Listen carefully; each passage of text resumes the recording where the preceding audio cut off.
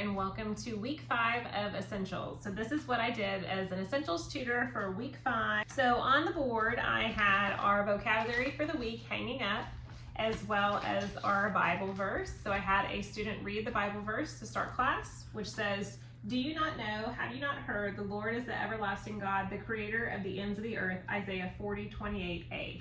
So we started with that, and then I had a math problem on the board as like a brain teaser to get everyone focused as they were getting situated in their seats.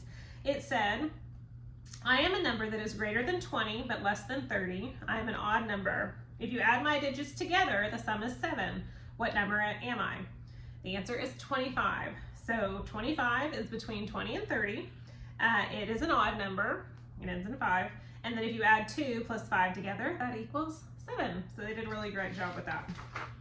And then I prayed for our class and got started.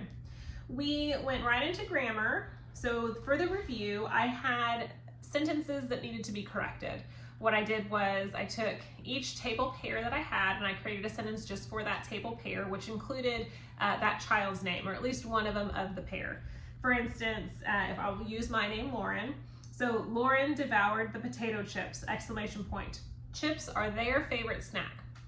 So clearly there would be she. So we're switching the pronouns. So we need to fix the sentences, looking for all of the nouns if they're common or proper, telling me what is the correction for the pronoun, and then what is the purpose of the sentence. So in this case, Lauren devoured the potato chips, exclamation point. So that purpose is exclamatory. Chips are their favorite snack. That purpose is declarative. And then the nouns, Lauren is proper, chips is common, and snack is common. The correction needed to change their to her. So we just I only called out on a few of them, maybe 4 of them out of the entire group. I have 9 table groups, so just calling out a few. If you have time, then of course go through each sentence and ask them for the corrections. What is the purpose? What are the nouns, proper or common? And then what is the correction in the pronoun? And then we have no new charts this week, to which everyone applauded. Yay, no new charts. So we moved right into our sentence classification, learning about simple, interrogative, SVI sentence structures.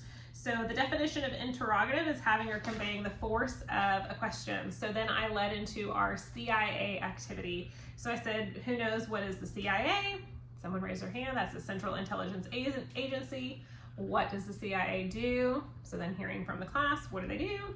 And then how do you think they gather intelligence? So if we're saying interrogative, it kind of makes you hear and think of the word interrogate. So interrogative, interrogate, you're asking questions. So I made little CIA agent cards for each student, had them laminated, and I actually let them take them home today. And I walked over to a plate that I had in the corner that had crumbs on it that I set up before class and acted really astonished, like, who ate these cookies? They were sitting right here. And trying to be as stone-faced as possible. And then, looking at everyone. Somebody ate all the plates. CIA agents, we need to figure out who the culprit is. Who ate these cookies off the plate? And then which one of you ate it? Did you? And kind of going through the class. And then I said, can any of my CIA agents help me out by asking a question to figure out who ate the cookies? So we go into what questions could we ask? So then I'm going to actually kind of write out what we did. CIA, we made CIA down the board and said that the C, I also wrote a sentence as well. So I'll put my name, like Lauren ate with a period. So the C stands for change. So the first thing we need to do is we need to change the end mark and change the inflection on how we say this. So Lauren ate can become Lauren ate. Now the I reminds us that we can insert interrogative pronoun. So in this option, we replace the subject with an interrogative pronoun. So instead of Lauren ate, we're going to swap that out with who ate? Question mark. Who ate? So we practiced that as well. So I said a kiddo's name, and I said their name, like again, Lauren napped. I was like, how could we rephrase that? Who napped? Okay, the girls played. Rephrase that. Who played? The toy broke. What broke? The A stands for adding. So with the adding, we're going to add a helping verb. So then we kind of sang the song from Foundations, helping verb, you know, that song. We have do, does, did, has, have, had, may, must, might, should, could, would, shall, will, can, am, are, is, was, were, be, being, been. That last part I always mess up on. But so this can say now, if we go back to our original sentence of Lauren ate, period, it can become what? I can use any of those, like does Lauren, but we're not going to say ate. That is going to change to eat, question mark. So we change that. Does Lauren eat? We could say did Lauren eat? Has Lauren eaten? Had Lauren eaten? May Lauren eat? Must Lauren eat? Should Lauren eat? Could Lauren eat? And replacing all of those out. So we had fun with that. Sadly, we never figured out who ate the cookies. Then we had time to read this book. I picked it because it has a bunch of questions and you can change your inflection when you're reading it. So we have the exclamation points, exclamatory, and our question mark. So reading through, I mean, it's very, very simple book. So reading it with, again, some gusto and some inflection, like you, me, with a question mark, yes, you, oh, and going through. Turns out he wants a friend and they become friends in the end. So it's really cute. So again, reading though with some different inflections for the declarative or exclamatory, interrogative, all of those things. All right, then we moved into our analytical tasks. So I have my large poster of the ATS sheet, which is the same as what the kiddos have. And we already talked about how last week they did steps 1 through 4, and we're going to continue that again today. But we're taking an interrogative sentence and changing it to a declarative before we diagram. So the example that we have is, did Robin Hood exist?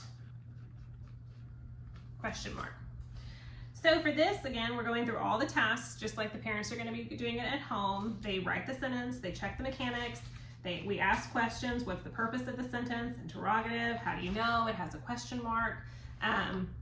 But with interrogative sentences, it's helpful to rearrange it to a statement so we can see the helping verbs that are going to be coming. So we're going to rewrite it, but we're not changing any capitalization. So we can say, did Robin Hood exist? Now let's make it a declarative. We would say Robin Hood did exist. So Robin Hood, with a capital D, did exist, period. So we keep the capitalization. So continuing through, prepositional phrases, nope. Conjunctions or relative pronouns, no. So we have one independent clause. So we underline one independent clause. Then we're going to identify and label the subject. So who or what is the sentence about? It's about Robin Hood. So Robin Hood, that is our subject. It is a noun, it's not a pronoun, it doesn't say he.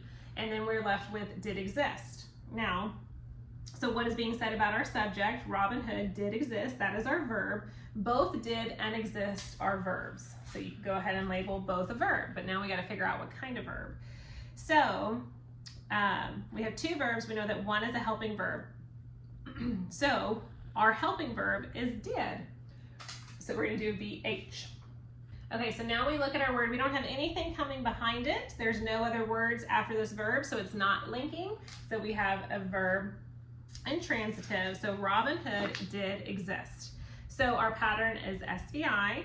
And our helping verb doesn't change that. It's still an SVI. So when we go to diagram this, it's still subject over here. You're going to have Robin Hood, and then your verb did exist.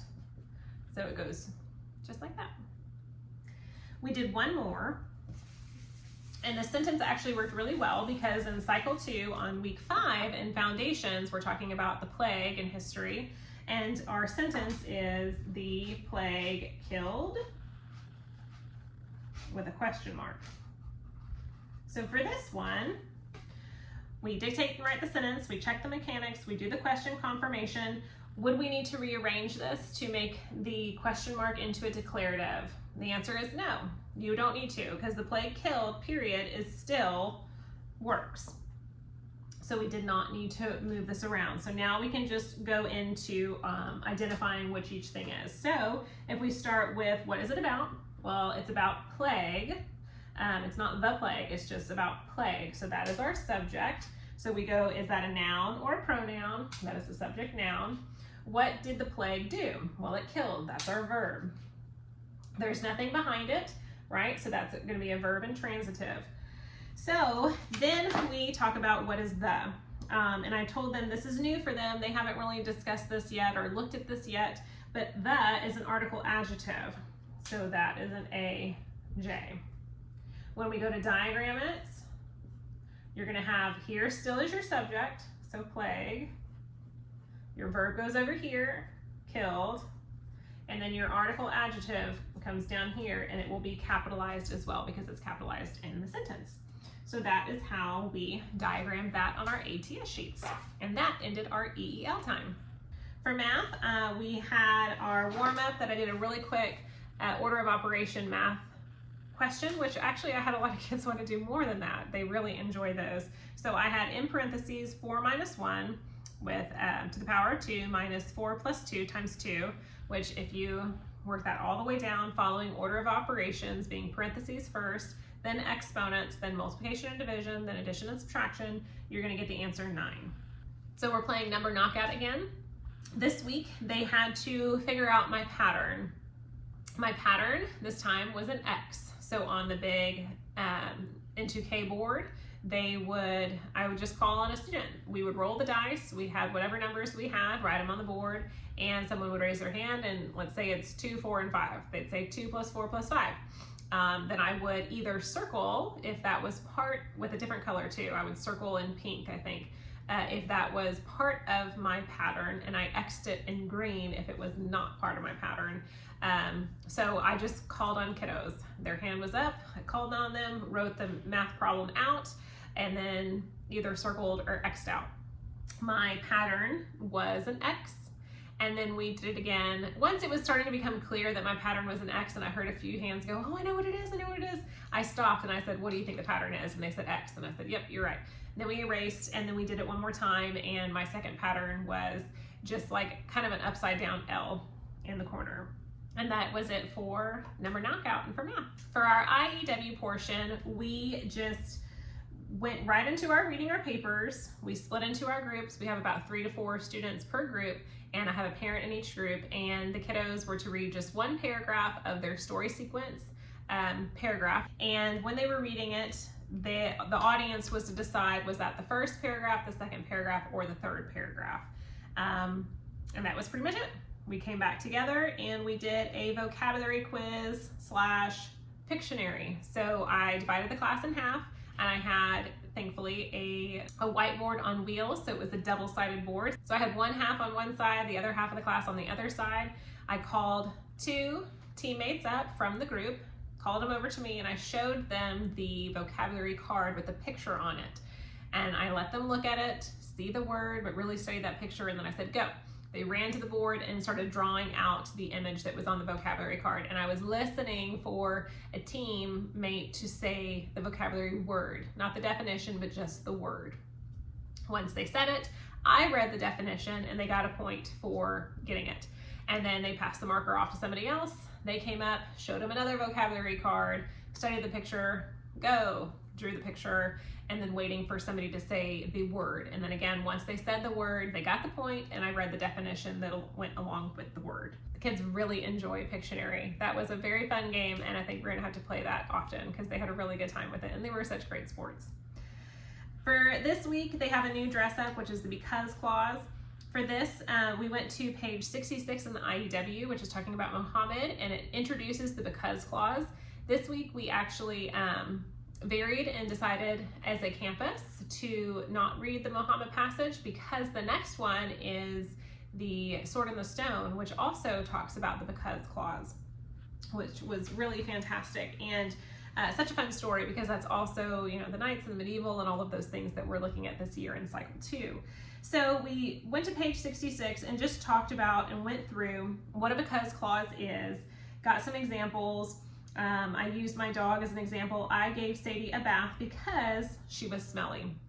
There is no comma needed there because it's in the middle and you don't need that. However, there are some examples in the book on the IEW page that show if you were to start with a because, you could say, because Sadie was smelly, comma, I gave her a bath, period.